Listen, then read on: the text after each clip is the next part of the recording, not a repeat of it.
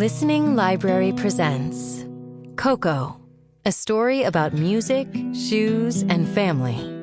Adapted by Diana López. Read for you by Frankie Corzo.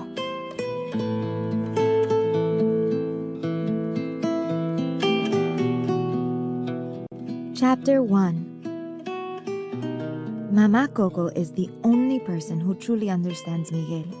That's why he loves spending time with her. Hola, Mama Coco, he says as he steps into his great-grandmother's room. She is in a wicker wheelchair with her shawl and furry slippers. Her skin is as wrinkled as a wadded paper bag, and her face is framed by two white trenzas, braids. How are you, Julio? She says. Mama Coco is very old, and sometimes she gets confused. Actually, my name is Miguel. He leans forward so she can get a good look at him. She lost her teeth long ago, but that doesn't stop her from smiling. Heh heh. She chuckles as she reaches for his cheeks. Miguel tells her everything. How he likes to run with his hands open and palms flat because it's faster. How he has a dimple on one side of his face but not on the other. Who his favorite luchador is. Mama Coco nods and smiles while the scraggly cat at the window yawns and stretches. When he runs out of things to say, Miguel starts humming absent-mindedly as he straightens things around the room. He catches Mama Coco's foot moving, but he can't tell if she's trying to tap the rhythm or scratching an itch on her heel. Without realizing it, Miguel stops humming and starts to sing out loud. He can't help it. The music just takes over. He's about to hit a high note when his abuelita storms in. How many times do I have to tell you? She says, pointing at him. No music. She startles the cat at the window and it runs off. She startles Mama Coco and Miguel too. Noticing this, abuelita softens a bit and comes over to give Mama Coco, her mother, a kiss on the forehead. Sorry I yelled, she says, and turning to Miguel she adds, but you know the rule. No music. Miguel does know the rule. He's reminded every day. Once he blew into a glass soda bottle, and when Abuelita heard the whistle, she snatched the bottle away. Another time, Miguel rushed to the window when he heard a truck with its radio blaring, but before he could catch the tune, Abuelita angrily slammed the window shut. A few nights before, a trio of gentlemen had serenaded as they strolled by the family hacienda. And instead of letting them fill the air with beautiful songs, Abuelita burst out the door and chased them off. No music, she'd shouted after them. And here she is again, telling him about the ban on music. I know the rule, Miguel says, but... Abuelita shushes him. Then she sits on the edge of Mama Coco's bed and pats the space beside her so Miguel can sit too. Let me tell you why we have this rule, she begins. Miguel sighs. He's heard the story 1,000,000 times. He can recite it by memory, and he says the words in his mind as Abuelita speaks. A long time ago, there was a family, a mama, a papa, and their little girl. The man, he was a musician. He loved to play the guitar while his wife and daughter danced. Every day he and his wife would sing, dance, and count their blessings. Abuelita pauses and takes a deep breath before going on. But this man had a dream.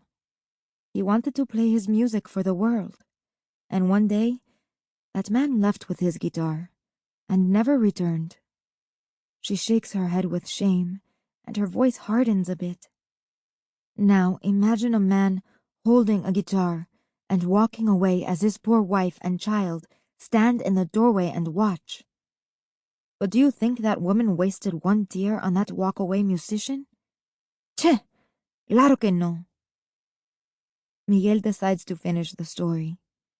She banished all music from her life because she had a daughter to provide for, he says, and Abuelita nods.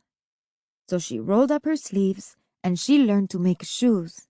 Then she taught her daughter to make shoes, and later she taught her son-in-law, then her grandkids got roped in. As the business grew, so did her family.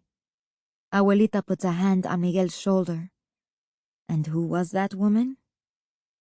My great-great-grandmother, Mama Imelda. And the little girl? Mama Coco, Miguel answers, glancing at his great-grandmother as she sits in the wheelchair, nearly asleep. Abuelita gets up and adjusts the shawl on Mama Coco's shoulders.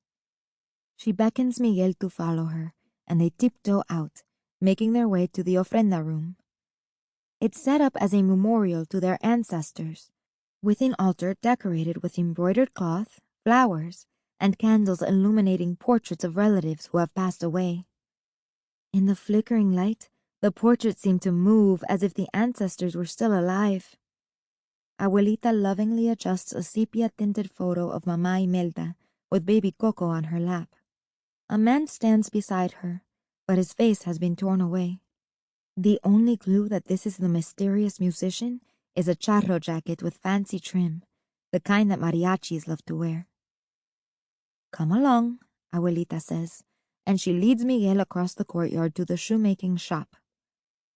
Cabinets along the walls hold trays of buckles, shoelaces, brackets, threads, and chisels.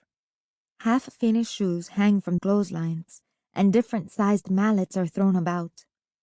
The floor is scuffed from so many years of the Rivera family hard at work. Even now they are busy making shoes. Miguel's papa and Tia Gloria use rivet guns to make eyelets for shoelaces. His mother and grandfather run fabric through sewing machines. Tio Berto carves into leather with a swivel knife, and Tia Carmen traces patterns on a cutting board. It's very noisy in the shop, but the tapping, punching, and sewing sound nothing like music to Miguel. Abuelita waves her hand across the room, as if showing Miguel a grand kingdom. Music tore our family apart, but shoes have held it together. And she giggles to herself. In fact, she says, I captured the heart of your grandfather when he realized that I made the most beautiful and comfortable cowboy boots in all of Mexico. I never got blisters, Papa Franco says. No one gets blisters when they wear my shoes, Abuelita proudly announces. Okay, Miguel says. Shoes, I get it. He slips a red hoodie over his tank top, grabs a shoeshine box, and heads for the door. Why don't I make myself useful and go shine some boots in town? Be back by lunch, mijo, his mama says. And don't forget to use the brush on suede and the cloth on leather, Abuelita reminds him. Got it, Miguel says, rushing to shine shoes like a proper Rivera boy. But, and this is the part he's left out, he plans to shine shoes near the musicians in Mariachi Plaza. Chapter 2. On his way to the plaza, Miguel says hello to a woman who is whistling as she sweeps her stoop. Then he passes a lone guitarist playing a classical piece with lots of tremolo. Miguel nods with appreciation, and the man nods back. The closer Miguel gets to the plaza, the more music he hears and the happier he feels. Young girls sing while jumping rope, the slap on the sidewalk setting the tempo for their song. The church bells chime in harmony with a tune played by a street band. And when a radio blares a cumbia rhythm, Miguel does a few crossover steps to the beat. He's humming when he reaches a pan dulce booth and grabs his favorite type of sweetbread, the cochinito, a gingerbread cookie shaped like a pig. Muchas gracias, Miguel says as he tosses the vendor a coin. De nada, Miguel. As he walks along, he feels something at his leg, and when he looks down, he sees the scraggly cat from Mama Coco's window. It scurries off, then glances back to see if Miguel is following. Where does that cat want me to go? He wonders. He shrugs and moves on to a street vendor at a booth full of alebrijes, colorful sculptures of fantastical creatures, like lizards with feathers, rabbits with horns, and giraffes with multicolored spots. Miguel stops a moment, tapping a rhythm on the table. He's about to take a bite of pan dulce when a familiar street... Sample complete. Ready to continue?